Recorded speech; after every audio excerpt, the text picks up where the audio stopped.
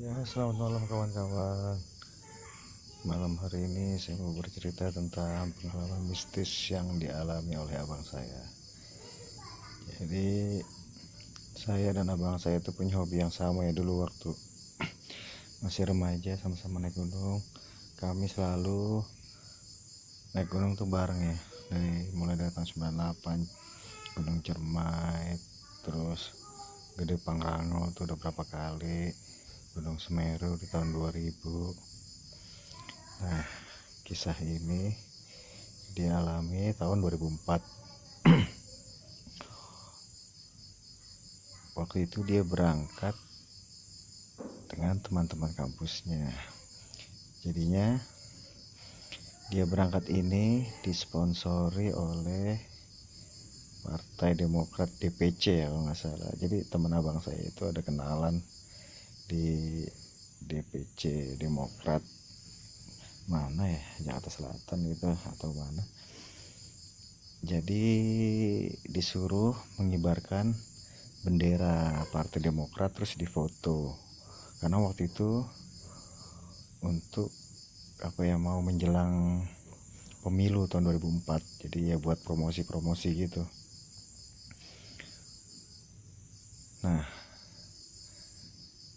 waktu itu disuruh naik 3 gunung ya, Lawu, Merbabu, dan terakhir Gunung Selamet. Nah, kebetulan saat itu juga saya juga ada acara naik gunung sama teman-teman saya, teman kampus.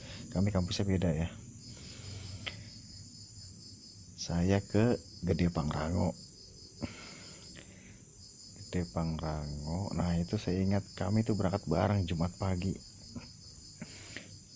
Saya pamit ke Gunung Gede, dia pamit sama orang tua ke Gunung Lawu, ekspedisi 3 gunung di Jawa Tengah ya, Lawu, Merbabu, Selamat. Nah, saya berangkat ke arah Bogor, janjian sama temen. Dia nggak tahu ya kemana, kayaknya dia naik mobil deh kayaknya sama temen-temennya ada yang bawa mobil.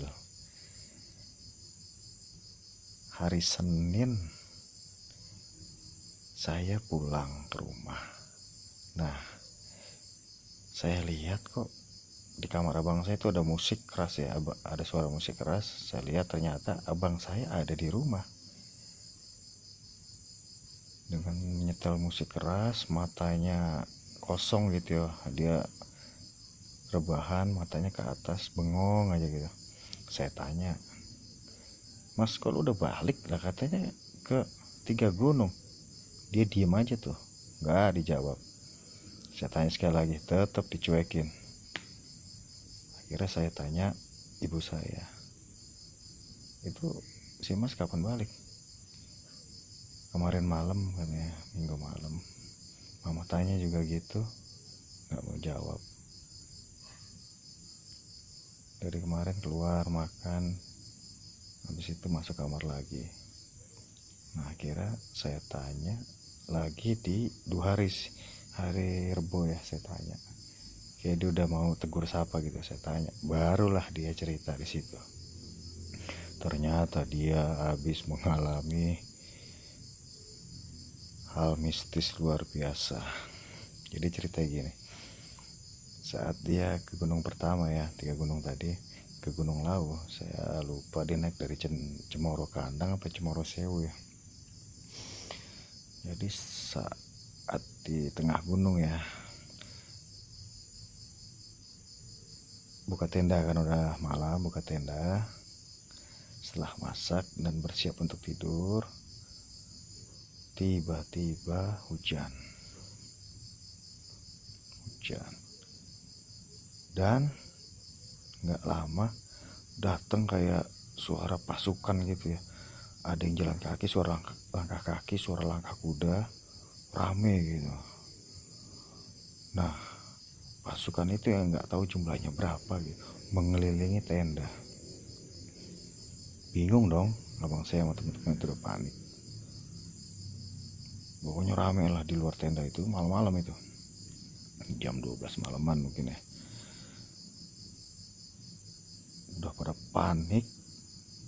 Sesekali tuh makhluk itu ya, ini tentara gaib ini ya, tentara kerajaan gaib, sesekali tuh ada yang nongolin kepala gitu menembus tenda. Wah, langsung abang sama teman ada yang jerit, langsung nutupin mukanya pakai sleeping bag, udah nggak berani gerak, udah pada gemeteran, mungkin pada mau pingsan.